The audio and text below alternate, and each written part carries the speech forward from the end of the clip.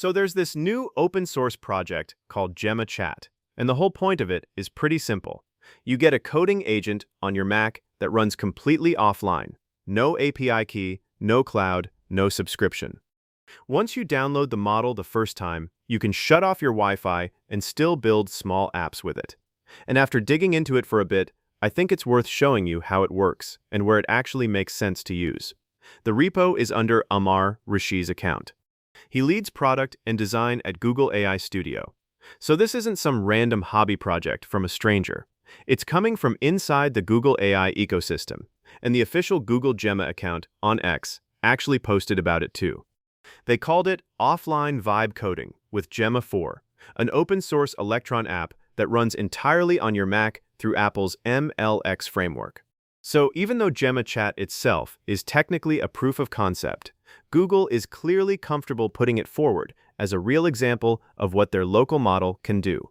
Okay, so what is Gemma Chat actually doing? It's an Electron app, which just means a desktop app built with web tech.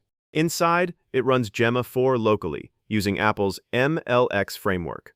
MLX is Apple's library for running machine learning models efficiently on Apple Silicon chips. So if you have an M1, M2, M3, or M4 Mac, you're good. If you're on Intel Mac, Windows, or Linux, this specific app isn't really for you right now. That's the trade-off. Mac only, but in exchange, you get real speed because the model uses the unified memory on Apple Silicon directly. The way you use it feels a lot like Bolt, Lovable, or Riplet's AI Builder. You type what you want to build, and the model writes files into a workspace while you watch a live preview update on the right side of the screen. The difference is your prompts and your code never leave your laptop. For people doing client work, internal prototypes, or anything they don't want sitting on some company's server logs, that's actually useful. And there are no credits to burn. You ask it to change a button color 50 times, and your wallet doesn't care. There are two main modes inside the app. The first is build mode, which is the coding agent. You give it a prompt like build me a Pomodoro timer, and it starts writing HTML, CSS, and JavaScript files into a sandboxed folder. The preview iframe reloads as the files are written. You can see the project come together character by character. The second mode is chat mode, which is more like a regular conversational AI but with tools. It can do web search, fetch a URL, run a calculator, or execute bash commands. The web tools obviously need internet, but the model itself stays local. The model lineup is something you should pay attention to before installing, because it really depends on your Mac. There are 4 options. Gemma 4 E2B is around 1.5 gigabytes and runs fast, good for quick stuff. Gemma 4 E4B is around 3 gigabytes, and this is the recommended one. It balances speed and quality and works well even on lighter machines. Then there's the 27B Mixture of Experts model, which is around 8 gigabytes and needs at least 16 gigabytes of RAM. And finally, the 31B Dense model at around 18 gigabytes, which wants 32 gigabytes of RAM or more. So if you have an 8 gigabyte M1 Air, start with the small one. If you have an M3 Pro with 32 gigabytes, you can play with the bigger ones. Installation is pretty clean if you're used to running developer tools. You need macOS on Apple Silicon, Python 3.10 to 3.13, and Node 20 or newer. If you don't have Python, you can install it with Homebrew using brew install Python at 3.13. Then you clone the repo, run npm install, and then npm run dev. The first launch is the smart part. It auto-detects Python, creates a virtual environment, installs MLX-LM into it, and downloads the model in the background. You don't have to manually set up any of that. There's also npm run dist, which builds a signed.dmg file. So you could literally hand the app to a friend as a single file and they drag it to applications. Let me show you what this looks like in actual use. I'll go into build mode and ask it to make a retro snake game with arrow key controls and a score counter at the top. The model starts streaming. You see an index.html file appear in the file list, then a styles.css file, then a script.js file. While it's still writing, the preview on the right is already loading partial versions. After about a minute, depending on your Mac, you have a working snake game. Then you can ask it to change the snake color, add a game over screen, or speed up the movement. It edits the files and the preview reloads. That's the whole loop. The kinds of projects this is actually good for are small, self-contained web things.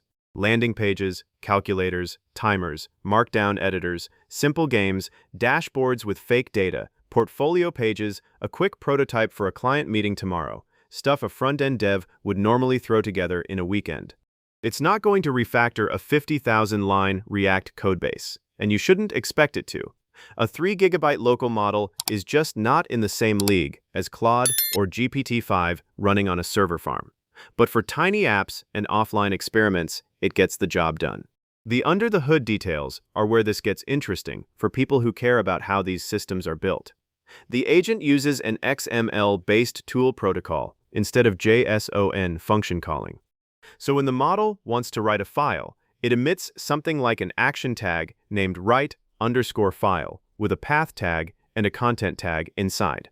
The reason for that, according to Amar's own notes in the repo, is that small open models handle XML more reliably than JSON function calling.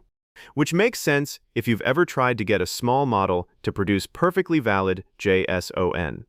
The brackets get messy fast. XML is more forgiving. There's also the live file streaming part. As the model generates content, partial file writes are flushed to disk every 450 milliseconds. So the preview reloads while the model is still typing. That's the trick behind that effect where the app looks like it's being built in front of you in real time.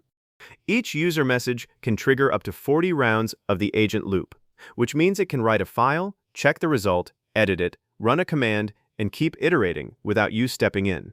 The whole stack is Electron with Vite, React 19, TypeScript, and Tailwind on the front end. The model runtime is MLX-LM, running in a local Python virtual environment. And the speech-to-text for voice input is Whisper, running in the browser through transformers.js using WebAssembly. So even the voice transcription is local. Each conversation gets its own sandboxed workspace with a local HTTP server attached. So previews are isolated, and you can have multiple projects running at once without them mixing. The licensing is friendly too. The app itself is MIT licensed, and Gemma 4 is released under Apache 2.0. So you can fork it, modify it, ship it, do whatever. Now I want to be honest about the limitations because the demos make this stuff look perfect, and it's not. The first launch takes a while because of the model download, so plan for that. Small local models will hallucinate library names, forget context after long conversations, and sometimes write code that almost works but has a tiny bug. You'll be debugging more than you would with a Frontier Cloud model. The 31B model needs serious RAM, so most people are realistically going to use the E4B variant. And the chat mode tools like web search and URL fetch need internet. So the offline story really applies to the model and the coding workflow, not the entire app. The reason this matters beyond just being a fun toy is what it signals about where open models are heading. A year ago, the idea that you could run a useful coding agent on a laptop without an API key was kind of a stretch. The local models were just not good enough. Now we have Gemma 4, Qwen 3, Llama 4, and a few others that are genuinely capable. And we have frameworks like MLX, Llama, and LM Studio that make them easy to run. Gemma Chat is one of the first apps that puts all of that together into something a normal developer can actually use without configuring half a dozen tools. If you have an Apple Silicon Mac and you're curious about local AI, I'd grab this and try it for an afternoon. Start with the E4B model. Build a few small things. See how it handles iteration. It's not going to replace your main coding assistant for serious work, but as a free, private, offline option for prototypes and side projects, it's honestly pretty solid. The repo is at github.com/amareshi/gemma-chat. I'll drop the link below. Let me know in the comments what you'd actually build with this. All right, that's it for today.